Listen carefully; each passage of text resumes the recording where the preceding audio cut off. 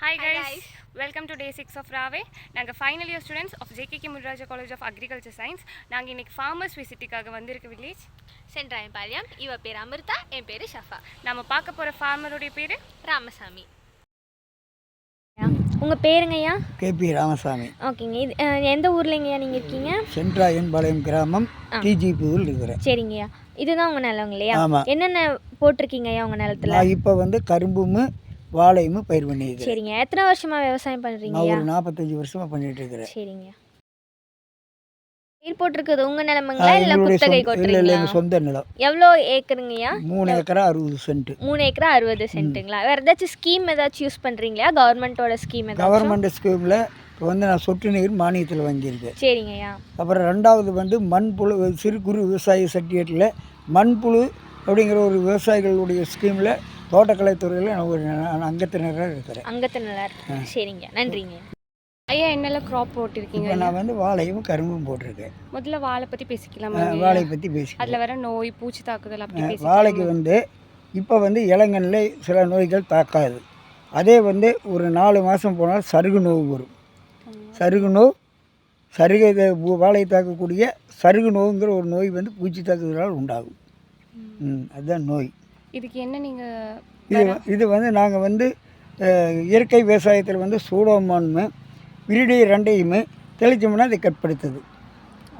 இயற்கையில் வந்திருக்கக்கூடிய சூடோமான் viride 2ஐயும் mixing பண்ணி அதுக்கு வந்து இளநீ மோர் சர்க்கரை 3ஐ கலந்து மிக்ஸ் பண்ணி ஒரு 24 மணி நேரம் வச்சுருந்து அதை நாம் தெளித்தோம்னா அந்த நோய் தாக்குதலிருந்து அது தவிர்க்குது. இயற்கை விவசாயத்தில் நான் பயோ யூஸ் பண்ணுறதில்ல.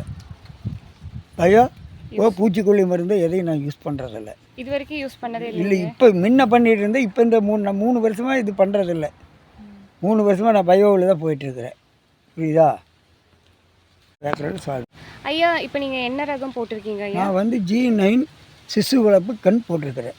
சிசு வளர்ப்பு கண் எவ்வளோ நாள் ஆச்சுங்க போட்டு இன்னைக்கோட 25 நாள் ஆச்சு. ஊடு பயிர் ஏதாச்சும் போட்டிருக்கீங்க? ஊடு பயிர் தட்டை பயிர் பண்ணியிருக்கிறேன். இதுக்கு மேலே ஏதாச்சும் பண்ணுவீங்களா? இல்லை, இதுக்கு மேலே எதுவும் இல்லை. இதை வந்து நான் மடைக்கு உழவு செய்கிறதுக்காக போட்டிருக்கிறேன். இதில் எவ்வளோ எதிர்பார்க்குறீங்க நீங்கள்? நான் வந்து அது நல்ல பின்னாடி வந்து அது என்ன விலைக்கு வருது எப்படி விற்கிதுங்கிறத வச்சு தான் வாழையில் வந்து விலை நிர்ணயம் பண்ண முடியும். அதுக்கு முன்னே எந்த விவசாயினாலையும் எவ்வளோ வந்திருக்குது எவ்வளோ வருதுன்னு யாருனாலையும் சொல்ல முடியாது. இப்போ மொத்தமாக எவ்வளோ போட்டிருக்கீங்க? நான் இப்போ வந்து ஒரு 2 ஏக்கர் போட்டிருக்கேன். சிசுக்கன் பாதி, மொந்தன் பாதி. மொந்த வாழை அப்படிங்கிற நாட்டு வாழையில் ஒரு பாதி. சிசுக்கண்ணில் வந்து அந்த சிசுக்கண் இதில் வளர்த்துறாங்களே சிசு முறையில் வளர்த்துற கன்று ஒரு 1200 கண் போட்டிருக்கேன். இதெல்லாம் எங்கேருந்து வாங்குவீங்க? இது வந்து நான் ஒசூரில் வந்து வெங்கடேஸ்வரா நர்சரியிலிருந்து வாங்கப்பட்டது. ஆனால் மொந்த கன்று நம்ம லோக்கலில் தோண்டி போட்டிருக்கேன்.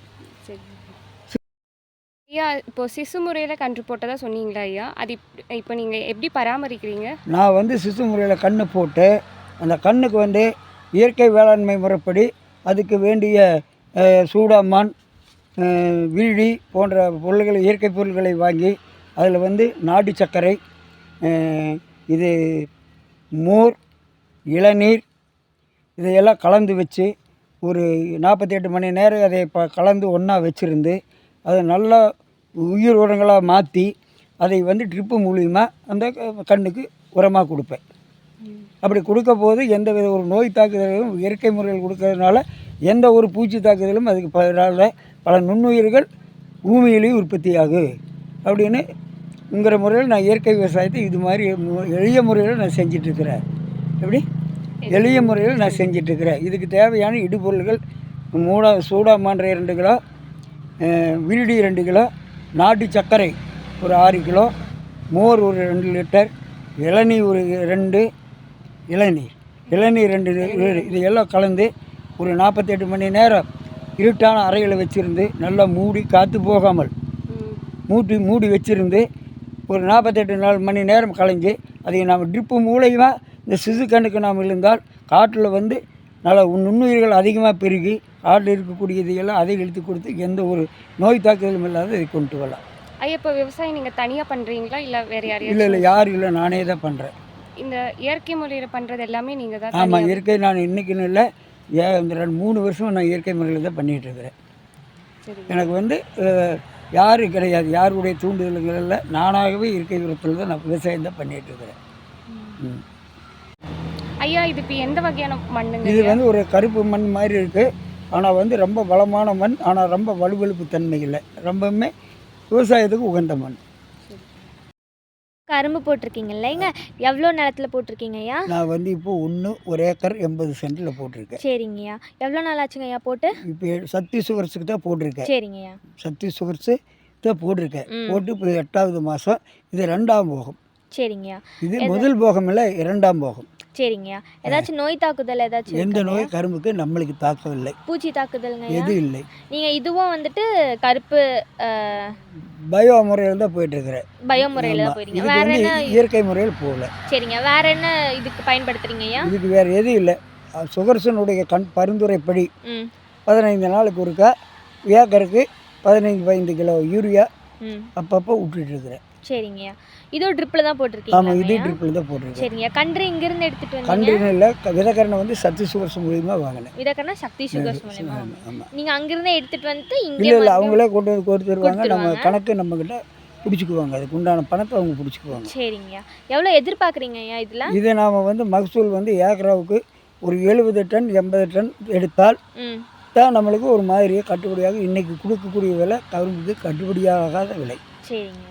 இப்போ வந்து ஒரு ஏக்கராவுக்கு குறைஞ்ச ரேட்டுக்கு ஒரு 65 டன் இல்லைன்னா 80 டன் எடுத்தால் ஒரு போதுமான அளவுக்கு நம்மளுக்கு ஈல்டு கிடைக்கும். சரிங்க.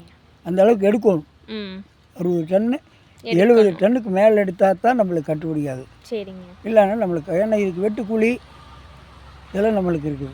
கருப்பு மண் தான் இதுக்கும் பயன்படுது? எல்லாம் ஒரே மண், எல்லாமே ஒரே மண். இந்த 3 ஏக்கர் 80 சென்ட் ஒரே மண். சரிங்க.